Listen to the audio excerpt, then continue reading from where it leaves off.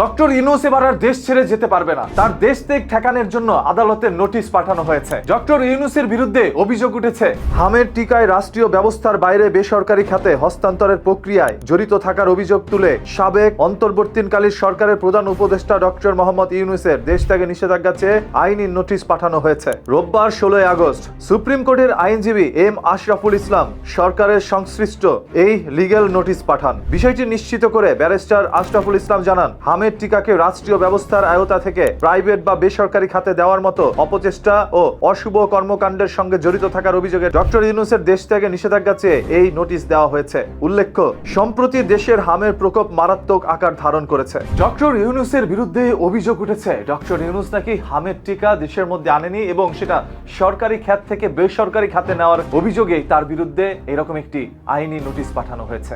আপনারা জানেন, হামে আক্রান্ত হয়ে প্রায় 1000-এরও অধিক জীবন গিয়েছে। যদিও পত্র পত্রিকার মধ্যে লেখা হচ্ছে 803 জনের জীবন গিয়েছে। এই 803 জন পত্র পত্রিকায় থাকলেও আরো এরকম কত 800 জনের জীবন গিয়েছে সেটা তালিকাবদ্ধ নয়। ছোট সেই রঙিন দুনিয়ায় এসেছিল। মা বাবা কতই না স্বপ্ন দেখেছে সন্তানের কাছ থেকে বাবা ডাক শোনার জন্য।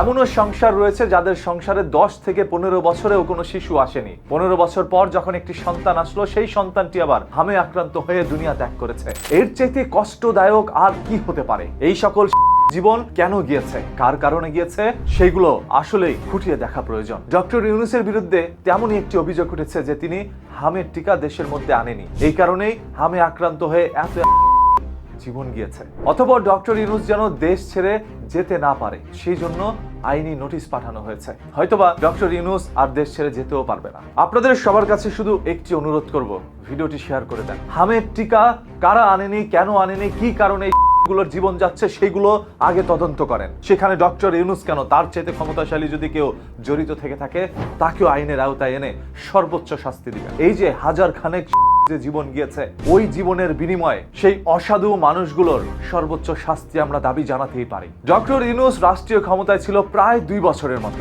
তিনি কি করেছে এই জুলাই যোদ্ধাদের জন্য, তিনি কি করেছে দেশের জনগণের জন্য, সেইগুলো অবশ্যই দেখা প্রয়োজন। আর কি বা করবে?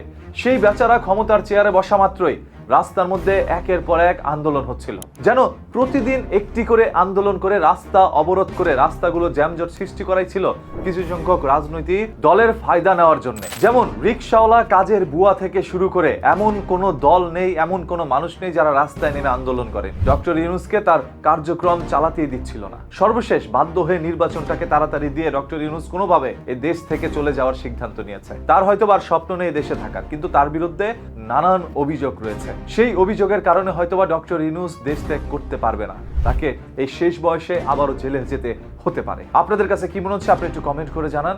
আসলে কি ডক্টর ইউনূসের কারণে এই ছোট ছোট বাচ্চাগুলোর জীবন গিয়েছে, নাকি তার পিছনে অন্য কারো হাত রয়েছে? প্রতিদিনের ঘটে যাওয়া এই ধরনের ঘটনা, দুর্ঘটনা আর লুকোনো সত্য জানতে পেজটাকে এখনই ফলো করে রাখেন। কথা দিচ্ছি, মাটির নিচ থেকে লুকোনো সত্য বের করে উন্মোচন করবো আপনাদের সামনে যতদিন এই দেহে প্রাণ আছে, ইনশাআল্লাহ।